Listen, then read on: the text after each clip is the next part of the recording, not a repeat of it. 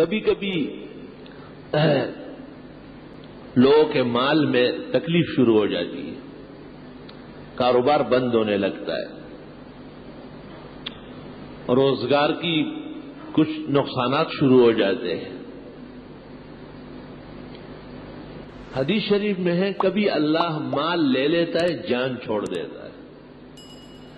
معلوم ہوا کہ تکلیف اور مصیبت اس شخص پر یا اس کی آل و اولاد پر آ رہی تھی، اللہ تعالیٰ نے اس کو ٹال لیا۔ مال کیا ہے؟ المال غاد دن ورائے ہو، مال صبح و شام آتا جاتا ہے۔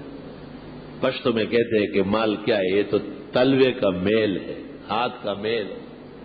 مال تو آتا جاتا ہے، زیادہ ہو یا کم ہو، انسان جب تک رہے گا کچھ نہ کچھ پاس رکھے گا، لیکن اس کی زندگی، اس کی اولاد، اس کے اعزاء، اس کے گھر بار کی عزت و شرف، اس کا باقی رہنا بہت ضروری ہے۔ اس سے یہ مسئلہ پیدا ہوا کہ وقت بر وقت، وقت بر وقت کہو، وقت بے وقت مت کہو، وقت بر وقت مناسب اوقات میں کبھی آپ کی ضرورت کے لیے، کبھی دین کی ضرورت کے لیے صدقات مالیہ کیا کرو، مال صدقہ کیا کرو۔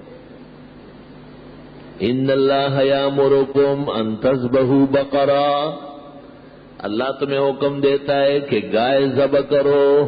ایک مصیبت آئی تھی بنی اسرائیل کو، یہ صدقے میں کالا بکرا کاٹتا ہے، کتنا کم عقل ہے۔ دیکھو، کالا بکرا تو خود بلا ہے، بلا سے ٹلتی ہے، توبہ کرو، بلا تو طہارت سے ٹلتی ہے۔ علماء کو چاہیے کہ خطبوں میں کہے کہ کالے رنگ کا تو قطن نہ کاٹے۔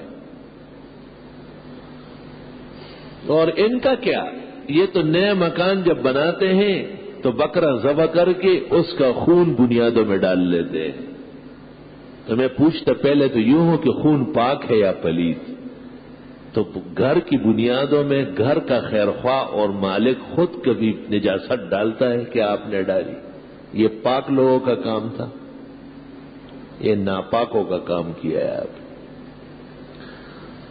اور آپ نے کس مقصد کے لیے ڈالا ہے؟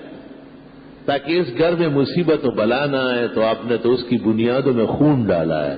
جب تک یہ مکان قائم رہے گا، اس میں خونی واقعات پیش آتے رہے، آپ نے تو یہ کوشش کی۔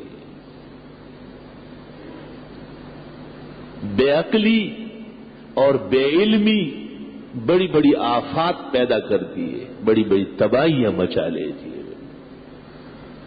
اہل عقل نے کہا ہے کہ یہ بھی عقل ہے کہ عقل والوں سے مشورہ کریں، یہ بھی علم ہے کہ علماء سے پوچھ کے آپ آگے بڑھیں۔